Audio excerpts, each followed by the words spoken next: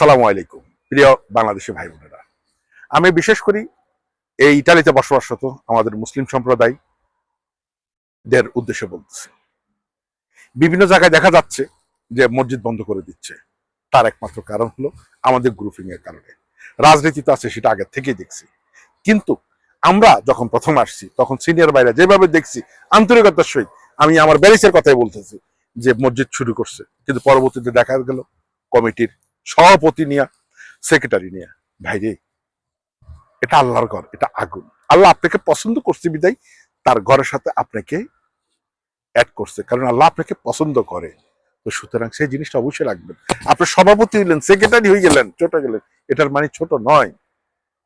Please এগুলো বাদ দেন। আর এই যে ব্যানিসের যেগুলো আমি যতটুকু জেনেছি, এটা হলো একজনের বিরুদ্ধে একজনে কমিউনিটি কমপ্লেন করেন, বা এরা তো সুযোগ পাইলে তো বন্ধ করবে। এটা দায় কালকে কিয়ামতের দিন আপনাকে দিতে হবে। আমি উদাহরণ দেব না, ভ্যানিস অনেক দুর্ঘটনা ঘটছে, একটু হিসাব করে দেখুন তো আল্লাহ কি তার বিচার করছে কিনা। যেহেতু আপনারা মসজিদ নিয়ে আসেন, কেন আপনারা ঠেলাঠালি করেন? আল্লাহ আপনাকে পছন্দ করছে, এর চার বড় কি আপনার পাওনা? হ্যাঁ, সভাপতি সেক্রেটারি নিয়ে ঠেলাঠেলি, মসজিদে একটু ফান্ড হইলে সেটারে কি রাফ ইউজ করার জন্য আপনারা ঠেলাঠেলি করেন। এগুলো না করলে কি হয় না? এই যে এখন যে সমস্যাগুলো করতেছে, একটার পর একটা বন্ধ হচ্ছে, একটার পর একটা বন্ধ হচ্ছে, তার জন্য আপনারা দায়ী থাকবেন।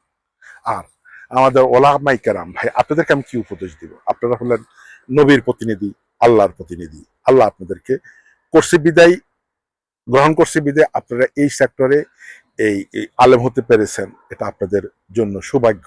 আপনারা, আল্লাহ আপনাদেরকে পছন্দ করছে, আমাদেরকে পছন্দ করেনি। কিন্তু আপনারা যেভাবে, যে বলার পরও যেভাবে আপনারা রাজনীতি ইসলামে কই, এটা তো খ্রিস্টান দেশ ভাই, জিহাদ বেহাদ এগুলা নিয়ে কেন আলোচনা করেন?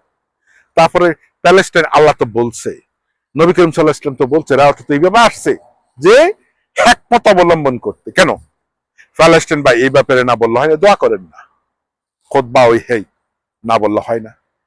হ্যাঁ, তাই সবাইকে বলবো, ঠেলাঠেলি বাদ দিন, একজনের বিরুদ্ধে একজনের কমপ্লেন বাদ দিন। মসজিদ না থাকলে আপনি কিভাবে কোন সভাপতি হবেন ভাই?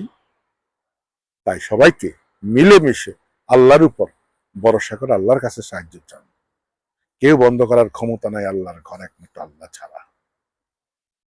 একমাত্র আল্লাহ ছাড়া। আল্লাহকে ভয় করুন, ইমান আমল শক্ত করুন প্লিজ। আল্লাহ হাফিজ।